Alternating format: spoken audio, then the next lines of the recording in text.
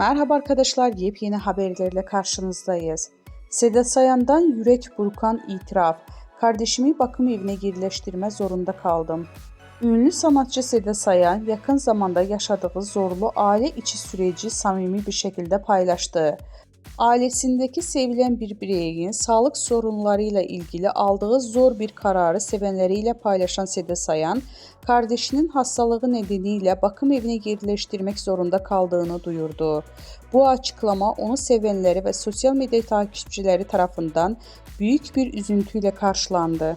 Seda Sayan uzun süredir kardeşinin hastalığıyla mücadele eden kardeşinin giderek bağımsızlığını kaybettiğini ve yaşadığı zorlukları her geçen gün daha arttığını belirtti.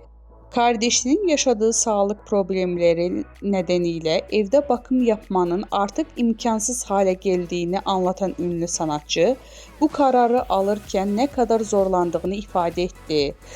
Sayan kardeşinin hastalığının ilerlemesiyle birlikte sokakta tek başına kaldığı zamanlarda ciddi tehlikelerle karşı karşıya olduğunu vurguladı.